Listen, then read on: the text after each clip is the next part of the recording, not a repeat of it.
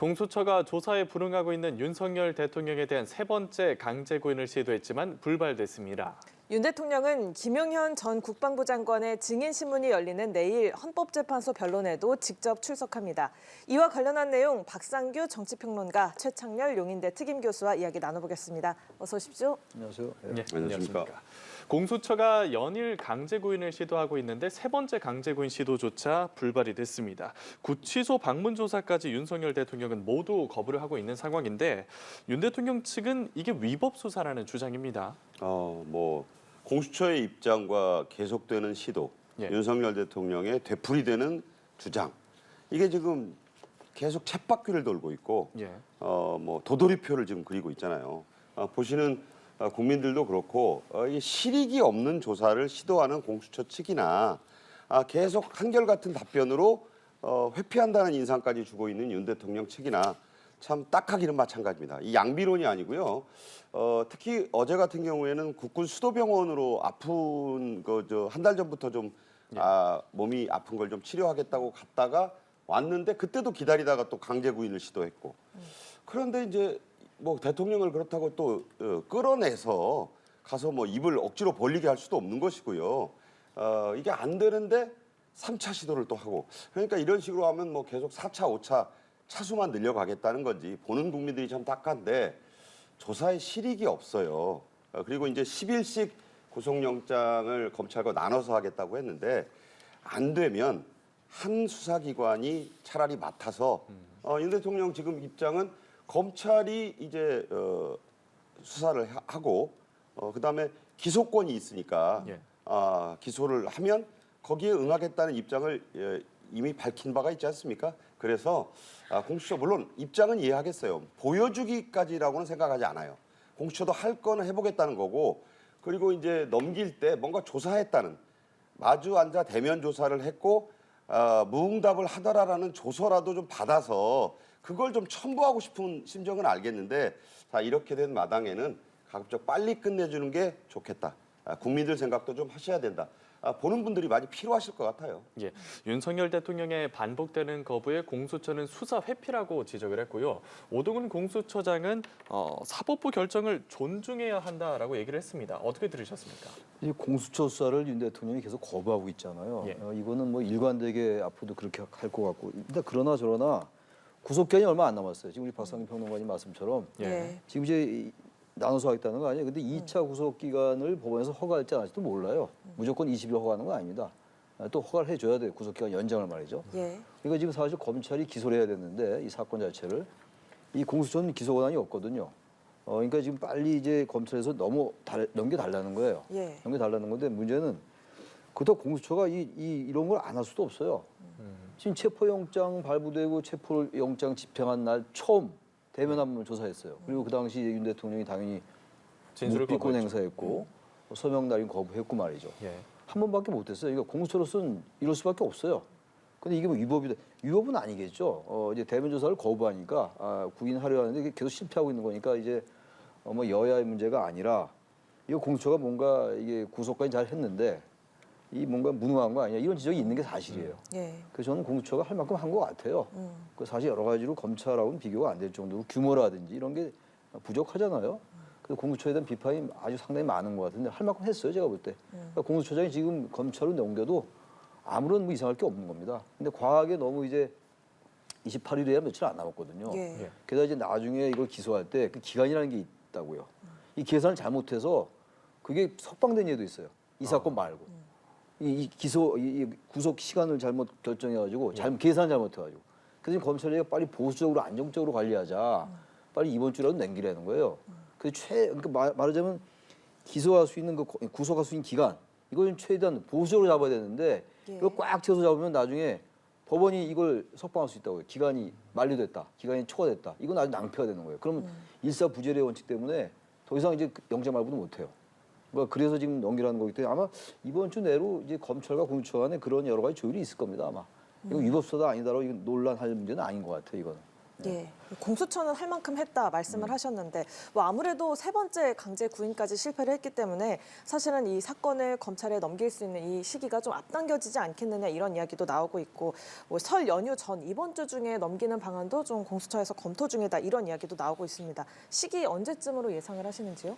그 시기는 아까 뭐 우리 최 교수님께서도 빠르면 빠를수록 좋다. 왜냐하면 이미 공수처는 체포영장 집행과 구속영장 청구 발부로 할 만큼 했어요. 예. 안부도 지금 윤 대통령의 거듭된 어떤 조사권이 없는 공수처에는 나는 대답하지 않겠다라는 입장이 반복됐고 할 만큼 여러 가지 적법한 그 구인 시도를 했기 때문에 여기서 그만두고 가도 공수처 잘못했다는 얘기는 안 나올 것 같아요. 그러니까 그런 걸 좀 감안할 필요가 있고 아시는 분은 아시겠습니다만 본인들은 뭐 그냥 평범한 회식이었다고 주장을 하지만 한 언론에 보도되고 CCTV까지 찍힌 이른바 공수처 인근에서 처장이 와인을 갖고 가서 회식을 하고 특경비 40만 원으로 결제했다.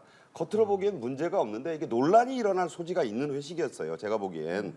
그게 시점이 바로 윤석열 대통령에 대한 구속영장 청구서를 법원에 보내고 1시간 뒤에 언론에 공지하고 30분 있다가 시작한 회식이니까 이게 까마귀 날자 배 떨어진다고. 그 와인도 있었다고 하고 맥주도 있었고 뭐 탄산음료 별의별 얘기 다 나와요. 자, 그런 회식 할 수 있죠. 1인당 한 6만 원 정도니까 뭐 호화 회식도 아니고. 그런데 보기에 따라서는 영장 청구서 보내고 언론에 알리고 30분 뒤에 회식을 한다? 뭐 이거 뭐 자축 회식이야? 이런 논란을 충분히 받을 수가 있어요. 오해의 소지가 있다. 그래서 공수처가 지금 상당히 또 코너에 몰렸다고 저는 생각을 하거든요. 여론도 별로 안 좋습니다. 그러니까 할 만큼 했으니까 이제는 한두 번 더 해보긴 할 것 같아요. 뭐 4차 시도, 5차 시도 남은 기간 동안 해보겠죠. 뭐 차 타고 가서 그 앞에 대기했다가 응하지 않는다고 하면 돌아오고 뭐 근데 자꾸 이게 불발, 무산, 결렬 이런 게 나올수록 공수처가 지금까지 해놓은 나름의 성적표에 자꾸 뭐가 좀 낀다 그렇게 보기 때문에 그런 그 조언을 좀 드리고 싶습니다, 저는. 그럼 이것도 좀 여쭤볼게요. 그동안 윤 대통령 측에서는 공수처 권한을 인정하지 않았기 때문에 굉장히 좀 비협조적이라서 좀 수사 진전이 더디지 않았을까라는 생각도 좀 드는데 그렇다면 검찰에 넘어가면 좀 어떻게 대면 조사가 진행이 되겠습니까? 이제 두 차에 걸쳐서 윤 대통령이 그랬잖아요. 검찰에 넘겨달라. 뭐 서울중앙지법에 얘기했다가 적부심이 거기서 또 이렇게 기각되는 바람에 머쓱해졌잖아요. 그러니까 윤 대통령이 한 말이 있으니까 검찰에 넘겨서 검찰에서 기소를 하고 그 프로세스는 따라야 될 것 같아요. 왜냐하면 본인이 이 밝힌 바가 있는데 그것까지도 공수처 대하듯이 하면 지금 헌재 심판이 지금 중요하지 않습니까? 헌재 직접 계속 나가겠다는 거 아니에요, 대통령이. 그러니까 그렇게 될 경우에 이 검찰까지 수사에 응하지 않아? 이러면 이게 어디에 불리하느냐? 헌재 파면 결정에 이게 좋을 리가 없어요. 그걸 윤 대통령 변호인단 또 검찰총장까지 지낸 윤 대통령 자신이 모를 리가 없다. 그래서 제 예상입니다만 검찰로 넘어가면은 왜냐하면 본인도 좀 방어권을 행사해서 할 말을 해야 될 거 아니에요. 뭐 증거가 있으면 내고 그렇게 되지 않을까 생각해 봅니다. 검찰 수사에서는 좀 다를 거다라는 말씀해 주셨는데 교수님께서 앞서 남은 구속기간 얼마 없다 말씀하셨잖아요. 검찰로 넘어가게 되면 좀 속도감 있게 진행이 되겠습니까? 근데 어차피 기소를 이제 해야 되니까 그 기간이 있는 거니까. 근데 이제 이런 얘기도 할 수가 있어요. 공수처가 과연 이 내란죄를 수사할 수 있느냐 이 논란이 계속되고 있어요 지금. 그러니까 마지막에 결국 이 내란죄 수사 여부 이거는 탄핵 심판에 관련된 게 아니고 형사재판에 관련된 거예요. 내란죄에 관한 형법 위반, 형법에 나와 있는 내란죄 혐의에 관련된 형사재판의 문제이기 때문에 최종적으로 법원에 가서 이 재판을 할 때 이 수사권 자체가 논란이 되면 이게 상당히 난관에 빠질 수 있다고요. 그래서 이런 보도도 있더라고요. 이제 검찰로 넘어갈 거 아니에요. 어차피 사건이 넘어가면 지금 이 공수처 수사한 자료를 차용하지 않고 다른 수사 자료를 차용한다는 얘기도 있어요. 그만큼 이제 이 공수처가 과연 대통령의 이 내란죄를 수사할 수 있느냐 여부는 그건 법리적인 문제거든요. 그런 차원인데 검찰이 지금 빨리 넘겨달라고 계속 얘기를 하고 있잖아요. 그래서 제가 아까 이번 주 내로 무슨 어떤 조율이 있을 거다라고 말씀드렸고 예. 검찰 가도 대통령께서 이 수사를 거부할 수 있을 것 같아요. 지금 계속 일관된 입장이 탄핵 심판이 우선이다라는 입장이잖아요. 그러니까 예. 법원에서 헌법재판소건 일반 법원이건 법원에서 얘기하겠다는 그런 전략인 것 같아요. 검찰이나 공수처나 어쨌든 이 내란죄에 관한 수사권이 여전히 검찰도 없어요, 사실은. 경찰이 있는 거예요, 그 경찰이. 그래서 제가 모르겠어요. 반반인데 지금 말씀처럼 공수처에서도 계속 이제 묵비권 내지는 조사를 거부했는데 네. 검찰 가서 또 거부한다면 여론이 안 좋아질 수 있겠죠. 그렇지만 어쨌든 기본 전략은 이 조사를 거부하겠다는 전략인 것 같아서 검찰에 가서도 조사를 거부할 개연성이 좀 있다 이렇게 생각합니다. 예. 공수처가 강제 구인과 동시에 압수수색에도 나섰는데 이 또한 불발이 됐습니다. 수사와 재판의 핵심 쟁점인 계엄 당시 비화폰 서버 그리고 회의록 확보를 위한 압수수색이었는데 이번에도 경호처에 의해서 막혔죠. 네, 뭐 근데 이 부분은 제가 보기엔 체포영장 집행 때 문제가 됐던 것 여러분도 뭐 기억하시겠지만 그 두 번째 체포영장에는 그 기록이 안 된 그러니까 첫 번째 예외로 적었던 형사소송법 110조, 111조가 부기가 안 돼 있었잖아요. 그래서 사실은 그 55 경비 단장이 그 이제 열어줘라고 했는데 거기에 대리 날인을 했다는 그 사실이 밝혀지면서 이게 또 적어도 위법을 한 거 아니냐 그런 논란을 자초했어요 공수처가. 그래서 이번에는 그냥 다 법에 따라서 한 것 같습니다. 그래서 들어가서 경호처 차장 지금은 뭐 김성현 차장 아니겠습니까? 김성훈요. 그 김성훈 차장에게 이제 요청을 했는데 여기 국가보안시설이고 없지만 안보에 관련된 기밀 서류도 있고 하니까 허용할 수 없다라고 법에 따라 얘기를 하니까 그 논란이 많이 의식이 됐을 것 같아요. 그런 게 영장에는 안 적혀 있는 걸로 제가 파악을 했는데 근데 그것도 밀고 들어가면 논란을 자초하고 거기에 또 이렇게 휩쓸리게 되니까 그냥 또 이렇게 좋은 말로 얘기를 했는데 그냥 차장이 안 된다. 나는 뭐 그렇게 할 수 없다. 근데 여기에 현재 그 허가권을 갖고 있는 사람으로서는 할 수 없다니까 경호법과 또 그게 맞선 거잖아요. 그래서 결국은 그냥 굳이 윤 대통령이 구속 수감돼 있는 마당에 그렇게까지 할 필요가 없다라고 생각해서 물러나지 않았겠느냐. 그리고 국회에 오늘 나왔었잖아요. 그런 어떤 시간차 공격 아니냐라는 그 어떤 논란에도 휩쓸릴 수가 있었고 또 여기에는 안 나오지만 김건희 여사도 조사할 수 있다 이런 얘기가 나왔는데 또 뭐 아까 보도가 되는 거 봤습니다만 김 차장이 대통령만 아니라 김 여사도 내가 지켜야 할 경호 대상이다 이렇게 또 어찌 보면 김 차장으로서는 할 수 있는 얘기를 또 한 부분도 있거든요. 그래서 결국은 무리하게 시도하지 않고 또 불발이 된 거다. 자꾸 이제 아까 말씀드렸지만 이게 불발이 되는 게 물론 이게 공수처의 책임만은 아닌데 이 불발이란 단어가 자꾸 나오면요. 공수처 별로 앞으로 다른 수사도 해야 되는데 별로 안 좋을 것 같습니다.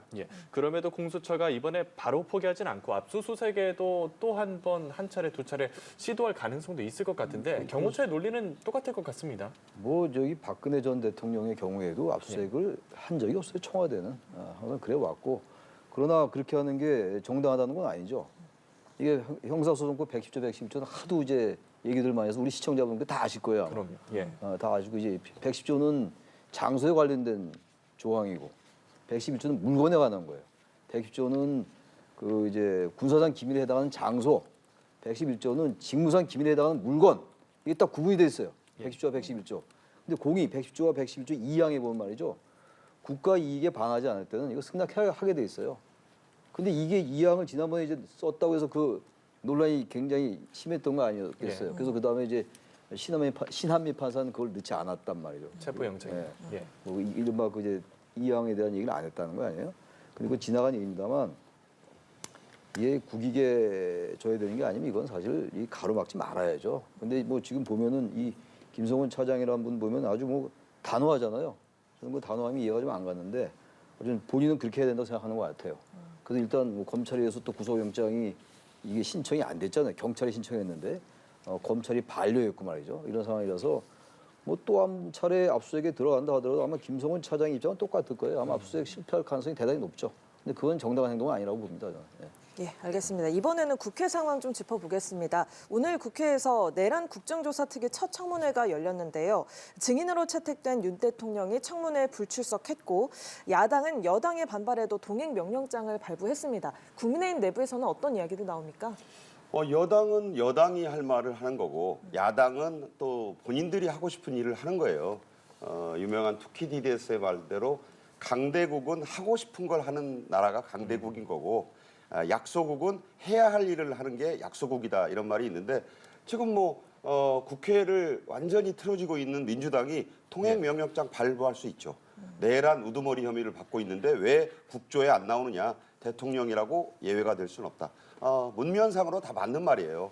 그런데 만약에 대통령이 이걸 나온다고 하면 지금 미결수 카키복 입고 왼쪽 가슴에 번호 달고 나와야 되거든요.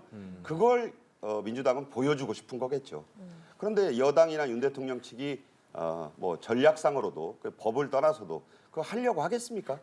그러니까 각자 지금 등대고 앉아가지고 각자 할 얘기들을 하는 그런 형국이에요. 그러니까 안 나올 줄 알면서도 자꾸 부각을 시키는 거죠. 뭘 잘했다고 내란 우두머리 혐의를 받고 있으면 국회가 부르면 와야지. 무슨 소리냐? 망신주기 아니냐? 뭐 양복 입고 부를 것도 아니지 않느냐? 뭐 그런 형국 아니겠어요? 예. 제가 볼 때는 이게 또 뭐 그런 일이 만약에 일어난다고 쳐보면 그게 또 온 세계 토픽이 되지 않겠습니까? 그것이 옳다 그러다가 아니고 그냥 각자 여야가 할 말들을 하고 주장들을 하지만 이런 건 좀 그리고 국조는요 수사권도 없어요. 오늘 뭐 이게 쭉 지켜보셨겠지만 그냥 각자 여야 의원들이 물어보고 싶은 거 물어보고 그거 생중계되는 거 보고 선전 효과도 좀 거두는 그런 측면이 양당에 모두 있다 이렇게 말씀드립니다. 예, 뭐 그러니까 보여주고 싶은 그림이 있는 게 아니냐, 망신주기 아니냐 이런 말씀하셨는데 어떻게 생각하세요? 근데 이거는 망신주기라고 마냥 얘기할 수는 없죠. 지금 어제 내란죄 혐의를 받고 있는 피의자이기 때문에 이게 지금 국정조사가 보니까 내란 국정조사잖아요. 그럼 내란의 우두머리로 지금 지목되어 있는 피의자가 윤석열 대통령이지 않습니까? 법리적으로. 그럼 당연히 증인으로 나와야 되는 거죠. 당연히 근데 안 나오겠죠. 지금 공수조사에도 임하지 않는, 조사에도 임하지 않는 상황이고 그러니까 안 나올 겁니다. 아마 그렇다고 그래서 대통령 보고 그래 그럴 것 같으니까 안 나오도 된다 이렇게 할 수 없는 거잖아요. 그럼 이 특위를 하지 말았어야죠. 국조를 하지 말았어야 되는 거죠. 당연히 이제 국회는 이 동의명령장을 발부하는 게 맞는 절차라고 보고, 근데 이걸 여당이 이런 말 하는 건 또 당연히 그 예상되는 바예요. 이거 망신주기라고 보면 안 되죠. 이거 당연히 나와야 될 거 안 나오는 거예요. 이런 건데 이건 망신주기다 얘기하는 것 자체가 그 자체가 그냥 정치적 용어죠. 정치적 수사입니다. 좀 그렇게 생각합니다. 예. 관련해서 이제 정치권에 나오는 얘기들 중에서 이제 조기 대선 관련 언급을 그동안 여당인 국민의힘에서는 하지 않는 분위기였는데 최근에 이제 조사도 그렇지만 탄핵 심판이 이어지고 있다 보니까 여권 잠룡들이 하나둘씩 출마 의지를 드러내고 있습니다. 어떤 인물들이 지금 얘기가 되고 있죠? 자막에 나오네요. 뭐 홍준표, 유승민이 먼저 밝히고 오세훈은 아까 뭐 뉴스 나오지만 서울시장 오세훈 씨는 깊은 고민 중이다. 왜냐하면 지금 뭐 현직 서울시장이 지금 어떻게 바로 움직이겠다 이런 얘기 할 수도 없잖아요. 네. 그러나 난 충분한 의사는 갖고 있다. 자, 이게 왜 그러냐면 최근에 여론조사 때문입니다. 이 숫자가 그렇게 무서운 거예요. 예. 그러니까 국민의힘이 계속 민주당을 어쨌든 좀 앞서는 추세, 숫자의 오차범위 내인 것도 있지만 추세가 그렇게 계속 가고 네. 그리고 여야 간에 누가 됐든 그게 뭐 이재명 대표든 아니면 야당은 뭐 아직은 숫자들이 낮지만 여권의 후보가 단일화된다면 하고 물어보니까 비슷비슷하게 나왔잖아요. 그러니까 해볼 만한 걸 이런 분위기가 되는 거예요. 자, 그렇다면 다들 지금 정치적인 입장에 따라서 말들을 하겠죠. 그렇지만 실현이 과연 되겠느냐. 우선 탄핵 심판이 인용부터 돼야죠. 그런 거. 인용이 될지 안 될지도 예단하면 안 된다고 봅니다. 저는. 일단은 지켜봐야겠고요. 야당 측은 어떤지 역시 마찬가지로 간단하게 좀 부탁드리겠습니다. 야당은 뭐 이재명 대표의 사법 리스크에도 불구하고 예. 조기 대선을 전제로 말씀드리는 거 이거 역시 그렇다면 그때까지 대법원 판결이 나는 건 거의 불가능할 것 같아요. 그럼 2심 판결이 나고 있죠. 2심 판결이 어떻게 되면 공직선거법 같은 경우에 633 이제 법칙을 얘기 많이 하니까 그렇다 하더라도 이제 이재명 대표의 일격 체제는 견고할 거예요. 단 이제 2심 판결의 내용에 따라서 판결 형량에 따라서 아니 2심 판결이 또 나올지 안 나올지도 모르죠. 근데 만약에 형량이 피선권 박탈 이상이 나오면 민주당 내에서 여러 가지 얘기가 나올 수 있죠. 비명 중심으로. 임종석 전 비서실장이 이런 얘기를 하고 있는 거 아니에요? 근데 그 말은 맞는 말이에요. 지금 이게 이재명 대표만 바라볼 건 아니다. 그건 맞는 얘기인 것 같아요. 이재명 대표가 이제 말하자면 중도 확장성이 대단히 떨어져요. 많은 여론조사를 보니까 이 어느 선까지 하고 그걸 잘 못 넘는 것 같아요. 아직은. 이게 대선 국면이면 또 모르겠습니다만 이런 상황이기 때문에 민주당도 지금은 일국 체제가 견고한데 이 변수가 또 여러 가지 있고 또 이 재판, 이 수사 관련이라든지 탄핵 심판의 여러 가지 심리, 변론 이런 것들 변수에 따라서 상황이 달라질 수 있다라고 생각합니다. 예, 여야 잠룡들의 조금씩의 움직임도 보이고 있는 가운데 자, 일단 좀 가장 급한 건 내일 헌법재판소 4차 변론이 진행이 됩니다. 지금 윤 대통령 측과 군 간부의 진술이 굉장히 배치되고 있는 상황이잖아요. 그런데 바로 내일 이 당사자들이 한자리에 대면할 가능성이 좀 이야기가 나오고 있습니다. 윤석열 대통령은 직접 출석을 하고 김용현 전 장관도 첫 증인으로 출석을 할 텐데 어떻게 될까요? 두 사람이 뭐 직접 대면을 하고 질문을 할 그럴 가능성이 있을까요? 지금 굉장히 저게 관심이 있잖아요. 예. 처음 대면을 하는 겁니다. 사실상 비상계엄 사태를 주도한 원투 아니겠습니까?